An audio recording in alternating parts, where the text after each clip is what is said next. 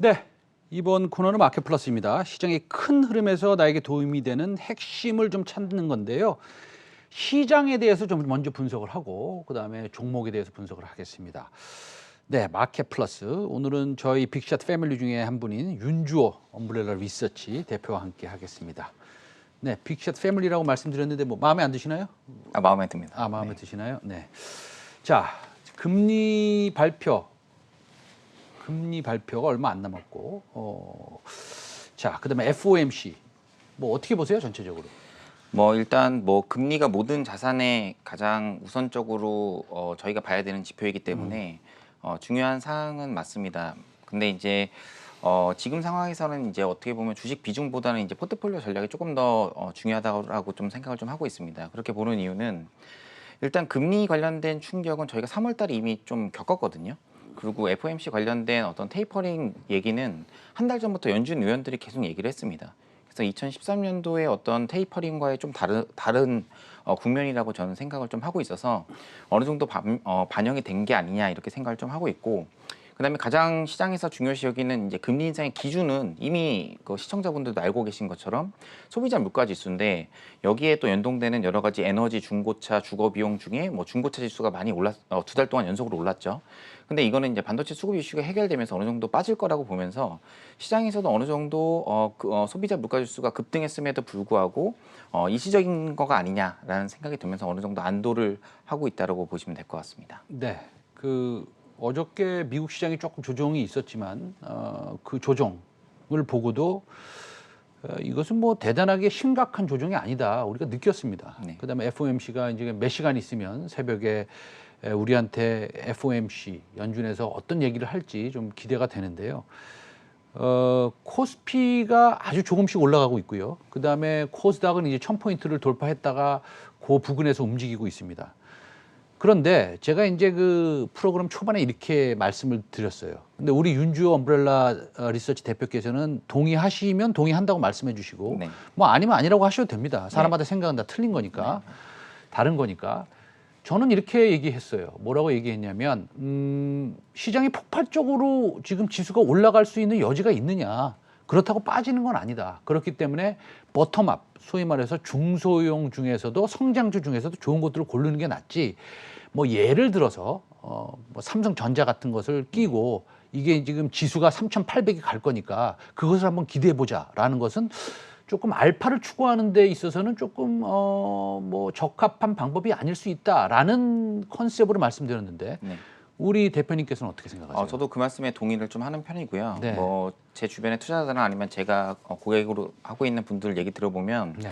지수는 스물스물 오르는데 내 포트폴리오 안 오른다 이런 말씀을 많이 하시거든요. 네.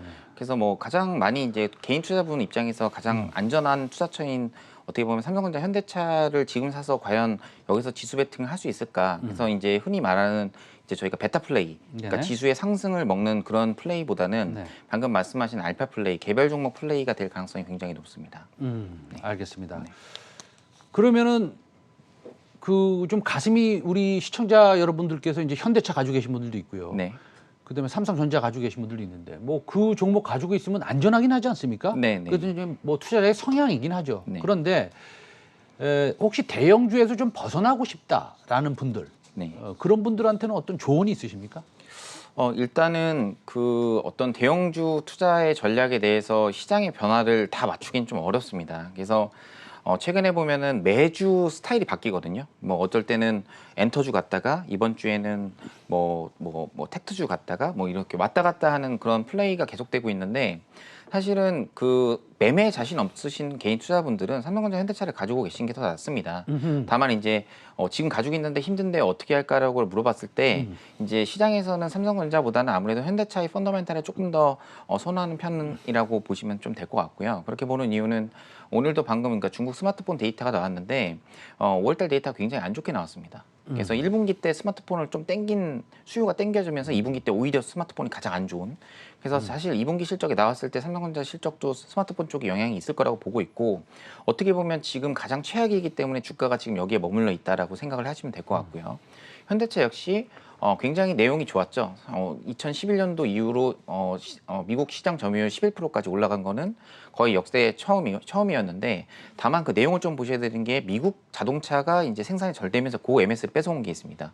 그러면 이게 매달 이런 해외 수출 데이터가 나오는데 미국 쪽 시장 점유율을 저희가 계속 뺏어오느냐 이게 어떻게 보면 굉장히 중요한 포인트거든요. 그래서 가지고 계신 분들은 이 두 가지 포인트를 기억하시면 될 것 같습니다. 알겠습니다. 자, 이제 그 6월 중순, 네, 그다음에 7월 조금 지나면 이제 실적, 2분기 실적도 나옵니다. 예, 시간이 굉장히 빠릅니다. 그렇죠? 1분기 실적 본 지가 엊그제 것 같은데. 네. 자, 실적 장세를 준비해야 되는 이 시점에서 실적과 그다음에 리오프닝, 경제 재개의 기대감과 네. 그다음에 성장 섹터로서의 우리가 그 보텀업 리서치에 대한 그런 컨셉까지 전부 다 해당되는 이런 섹터는 없습니까? 일단 최근에 좀 주가가 이미 조금 반영되고 있는 섹터긴 한데요. 네네. 중소형주 중에서 에스테틱 특히 이제 피부 관련된 업종, 피부 의료기기, 미용 의료기기를 좀 좋게 보고 있습니다. 연초. 피부, 미용, 의료기기. 네네네. 네. 그래서 지금 백신의 1차 접종이 한국은 뭐 엄청 속도가 빠르죠. 주가도 사실 먼저 갔다 내려왔습니다.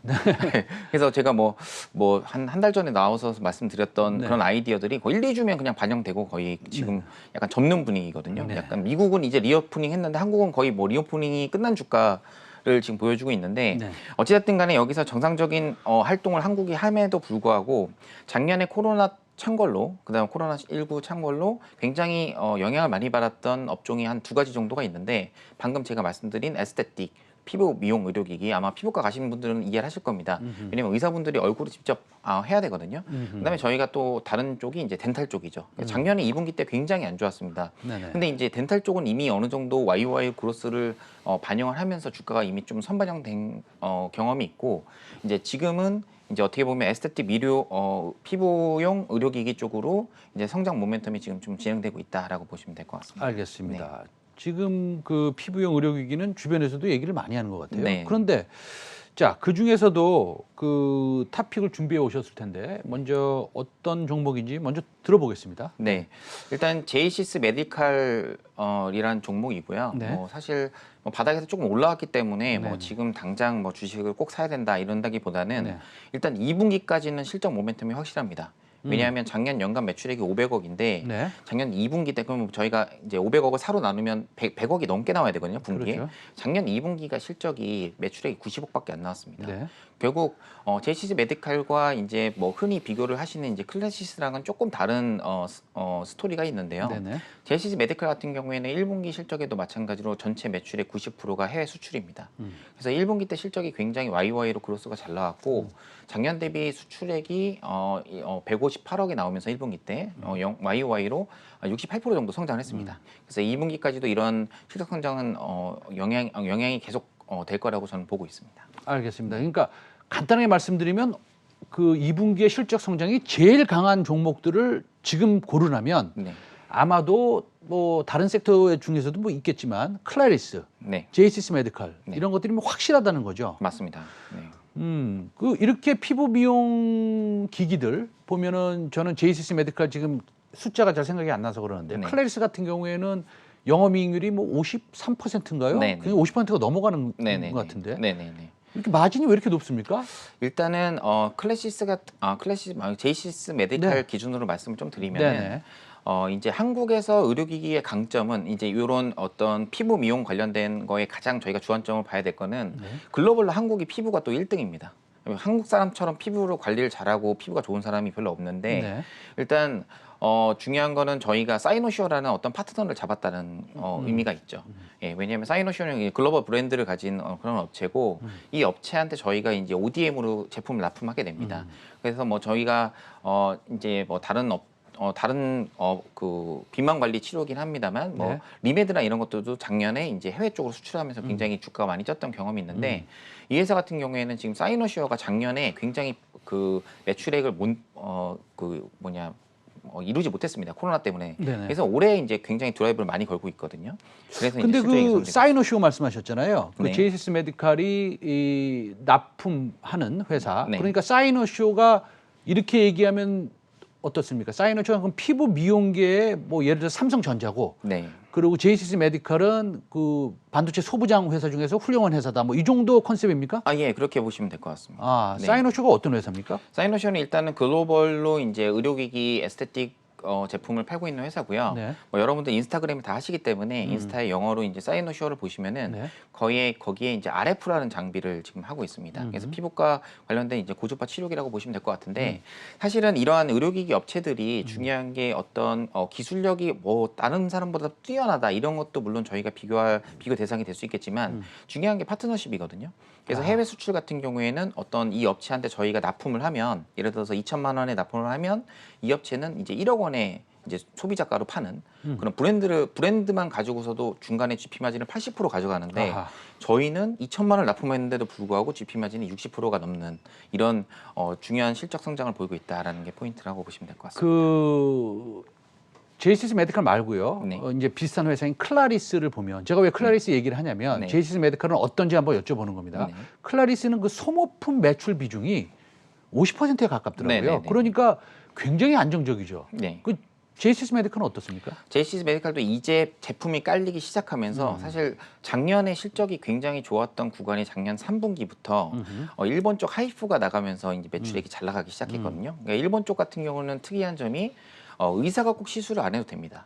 그래서 그래요? 네, 간호사가 할 수 있습니다. 한국은 그게 이제 불법입니다만 그러면서 이제 하이프 제품이 굉장히 잘 나가면서 제품이 이제 깔리는 초입 국면입니다. 그래서 말씀하신 것처럼 클래시스나 이런 쪽에서의 어떤 소모품 비중이 50%가 넘어가면서 이제 멀티플이 PSR로 11배를 지금 받고 있거든요. 네네. JCC 메디칼도 이제 요거 그러니까 클래시스보다는 그래도 할인율을 좀 받아야겠죠. 왜냐하면 소모품의 비중이 전체 매출에서 지금 25%에서 30%밖에 안 네네. 됩니다. 그래서 점점 올라가는 그런 구간이기 때문에 PSR 한 30% 정도만 할인해서 줘도 PSR이 한 7, 8배가 나오는데 네네. 지금 올해 실적 기준으로 매출액 750억에 영업이익 200억 기준으로 PSR을 계산해 보시면 5.6배 정도 나옵니다.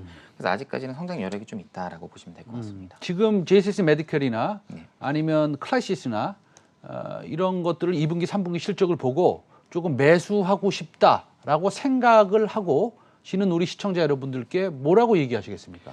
일단은 저는 바스켓으로 매매하시는 게 좀 나을 것 같다라는 생각이 좀 들고 있고요.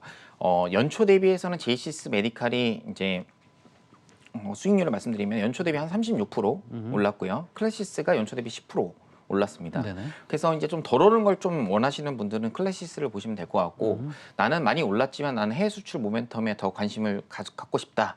이러면은 이제 JCC 메디칼을 선택하시면 될 것 같습니다. 알겠습니다. 실적 상향이 확실하고 2분기 실적이 아마도 거의 뭐 서프라이즈에 가까운 숫자가 나올 수 있다라고 추정이 되는 섹터 어디냐? 피부 미용 의료기기다.